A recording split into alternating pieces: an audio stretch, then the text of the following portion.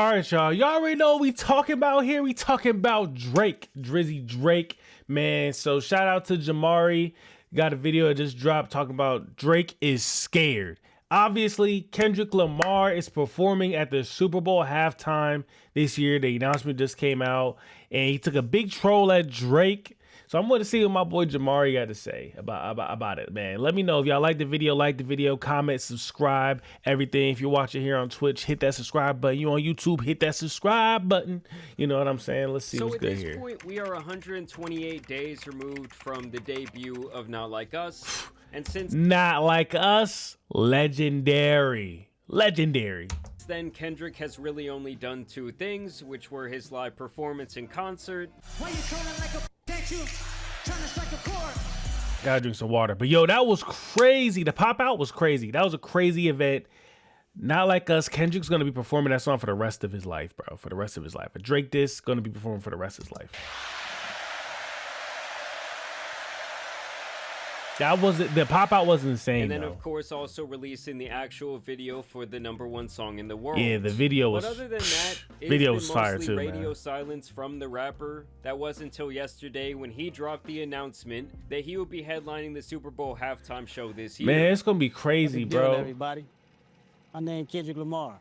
Not Like Us at the Super Bowl is gonna be. Will you be pulling up? I I hope so. That's gonna be crazy, You know, bro. That's a generational diss. No round twos. Let's get it. That's a generational diss. Boom. I thought this commercial was a little weak, but hey, it was just an announcement, February right? 9th, It was just an announcement. 2025. Now, a lot of people are focused on what he said right here. You know, it's only one opportunity to win a championship. No round twos. This, I don't of course, get it. was Kendrick once again trolling Drake, as a couple of weeks ago, Drake was posting onto his Finstagram that he would win round 2 of the beef. Oh, I didn't know that. I don't follow Drake's Finstagram. Headliners, column 1 or 2, we will win game 2. You're not backing off? Huh. We will win game 2. I didn't know This, that. of course, had all of Drake's biggest fanboys pitching a tent in their pants. Game 2, we will win. That's a fact. Hey. Oh my gosh, bro. Academics is such a huge Drake stan. It's crazy, bro. If y'all follow Academics' page, y'all will see Academics just be like on it with Drake, bro. He's definitely biased for sure. This the new thing. Drake in 5. Drake in 5, people.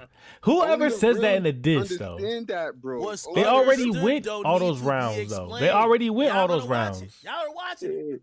The other thing people were saying was that this had to be a callback to a line from First Person Shooter, the notorious song that apparently kicked off this entire beef. Yeah, this was, of forgot. course, where J. Cole and Drake finally would collaborate once again.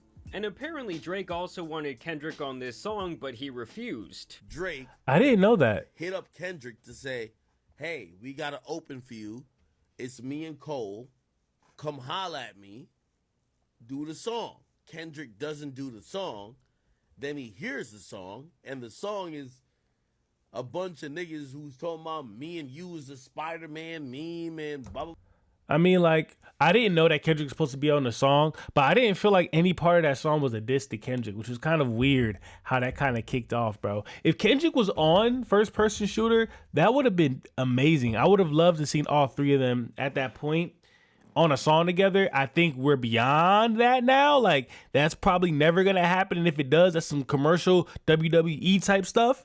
But, like, it would have been dope to have Kendrick on that song, too. But I didn't know Kendrick was supposed to be on there. Blah, blah, and he says, man, these bum ass niggas who couldn't get a feature from me is now acting like they're #1 and #2. Both of them. Here J. Cole raps, love when they argue the hardest MC. Is it K-Dot, is it Aubrey, or me? Yeah. We are the big three like we started a league, but right now I feel like Muhammad Ali. That's a fair thing to say, though. That's a fair thing to say from her perspective. Like, yo, all three of us the top dogs. I personally feel like I'm the best, but what you should not be in the creative field if you don't feel like you are the best or going to be the best or plan to be the best or talk about yourself like you're the best. You feel me? You shouldn't, like, you need to have that confidence regardless. That's what your fan base wants from you. You are the guy for your fan base, your #1 fans. So I feel like that's what you have to say on the record. But I don't feel like any of that was a diss. I feel like any of that was an ode to him. So I did find it a little weird for Kendrick to kind of go about it the way he did. Because I felt like, you know, J. Cole was like, yo, you one of the greats. We the greats. We the top dogs.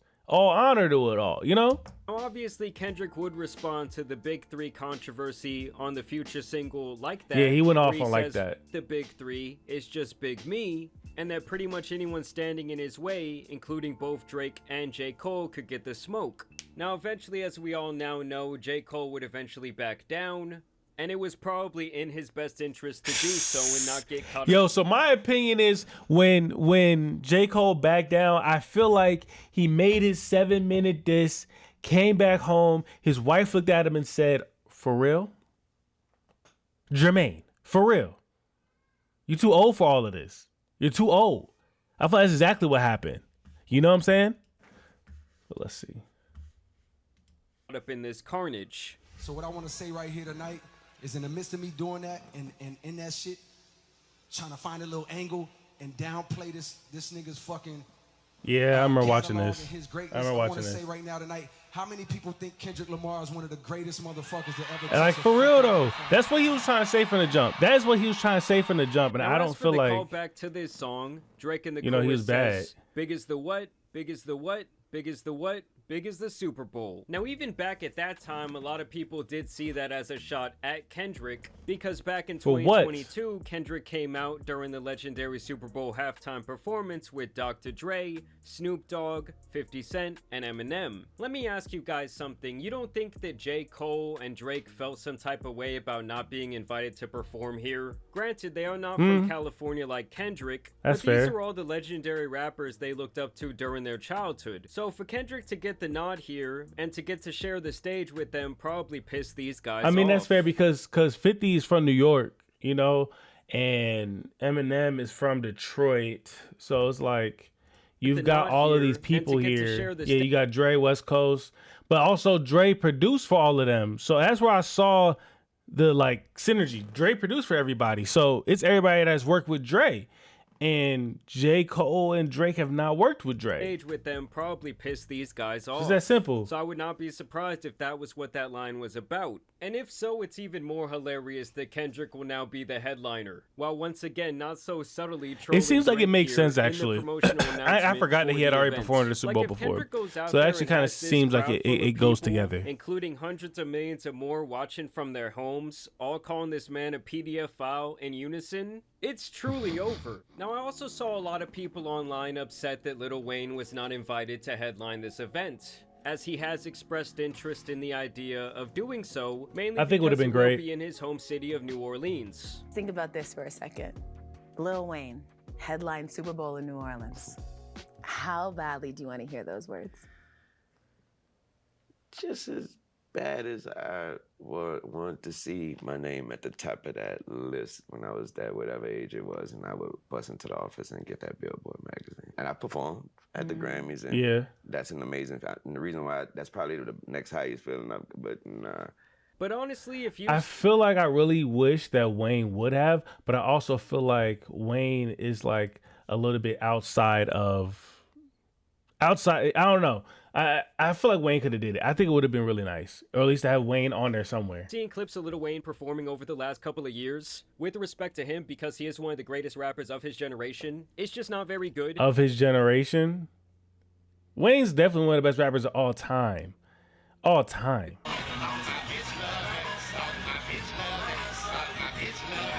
A lot of times he can't even remember the lyrics to his own songs. But I do Okay. Wayne did come out and say that he doesn't remember all the lyrics to his songs. That's fair. But I feel like for the Super Bowl, him and his team will go above and beyond. At least that's what I will hope. You know what I'm saying? And Super Bowl production would also bring it like that too. It'd have been great to be here. If the halftime show started and I heard a million, bro, I would lose it, bro. I would lose it, bro, because that would be Wayne in his hometown performing. Like, bro, that would give me goosebumps, bro. I'm getting goosebumps just thinking about it. I'm getting goosebumps just thinking about it. Like that'd be dope, bro. I really wish we could have seen that. And there's still hope. There's still hope. Although they said they're not working on it, blah, blah, blah. I am not giving up hope that Wayne can be on the Super Bowl. still have the theory that Kendrick will bring Lil Wayne out on stage. And if he does that, bringing in the guy who ushered Drake into the game and made him who he is today, That would be insane. I didn't think about it. All right, maybe Wayne won't. Maybe Wayne won't be on the Super Bowl. Kendrick says on Not Like Us that Drake apparently fucked Lil Wayne's girl while he was in jail back in 2010, and then had to get a tattoo of his face to apologize to him. The next year, in 2011, Lil Wayne would rap on 6 Foot 7 Foot, Had My Heart Broken by this woman named Tammy, but hoes gonna be hoes, so I couldn't blame Tammy. Tammy is obviously the woman who smashed both Drake and Lil Wayne back in 2016. Like, do you prefer the company of Drake over Lil Wayne, or Lil Wayne over Drake? That would be the story that we would talk about. And when Lil Wayne released his journal, Gone Till November, he was asked about this situation, and this was what Lil Wayne had to say about that. In the book, there's a part in the book where you say that he came in and told you that he had smashed one of your girls. Oh, when he wrap up? Oh, I wasn't worried about that. I mean, I was just, that's just how life goes when you locked up. That nigga, yo, he look hurt. Look at his face. Look at his face. Wayne look hurt, bro. Like, dang, bro, my homeboy and, my girl. I feel like, you charge it to the game, but that don't mean it don't hurt to swipe the card, cuz. It don't mean it don't hurt to, like, you know what I'm saying? When that happened to you, be like, man. Like you said, I couldn't blame her, but, like, it still hurt a little bit. It still sting a little bit. No. She still be texting me and stuff, Like, stop texting me too. For real. Look, he's hurt. That's the face of someone that is hurt. That's the face of someone that's hurt. She still be texting me and stuff, Like, stop texting me too. For real. Because it still hurt. So to me, he still seemed pretty salty there, and in the official excerpt from the book, you can see how this really bothered him at the time. I woke up still feeling fucked up about the fucked up day that I had. Hell is what it was. I'm used to arguing with my girl on a daily basis, but finding out that she Drake was the absolute worst thing I could have found out. So don't be surprised when Lil Wayne is touching that stage in February. Going to Super Bowl before and watching the halftime show. It's nothing like that. Wish it, like when you see the artist, you're like. But Wayne and Drake still cool. Like, I don't know. I don't keep up with it too much like that.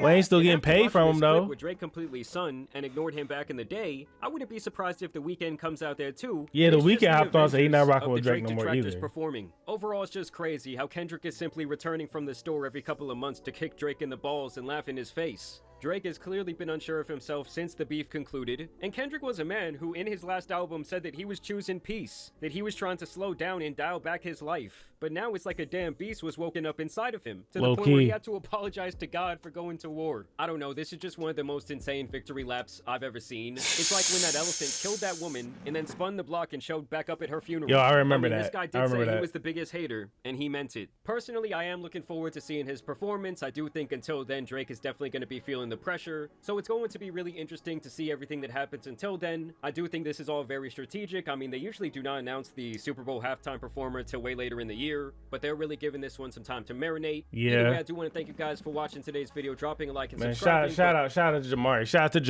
to Jamari. W's in the chat, man. But yo, like I said, bro, I feel like Drake is also at a turning point right now where it's like, man, you got to do something. But also at the same time, Drake is Drake, bro. Even in the midst of the beef, Drake still was the top streamed artist over Kendrick still. Even then. So it's like, when you at the top of the throne, how much do you really have to pivot, bro, if what he's actually doing right now is still working business-wise? We can have public opinions and public feelings about it, but we do know if Drake came out with a super fire track, him, DJ Khaled, they do their thing, like, it's gonna mull over a little bit. Even when he's at his beef with Meek Mill and they found out that he wasn't writing his songs, like usually for any other artist, that would be the end of their career. But Drake has bounced back from that. And this is still happening, and people still listening to Drake. Like, I just feel like I want to say I feel like he's undefeatable at this point, but everyone gets defeated at some time. Rome has to fall eventually. You know what I'm saying? So I don't know. We're gonna see what ends up happening here, but I want to see what Drake is gonna do, man. I don't know. Do y'all think it's over for Drake? I definitely feel like he lost the battle with Kendrick. That's non-negotiable. But do you think it's over for Drake? Is this a downfall of Drake? Has it begun? Or is this just gonna be something he's gonna keep on moving from? I don't know, man. We're gonna see.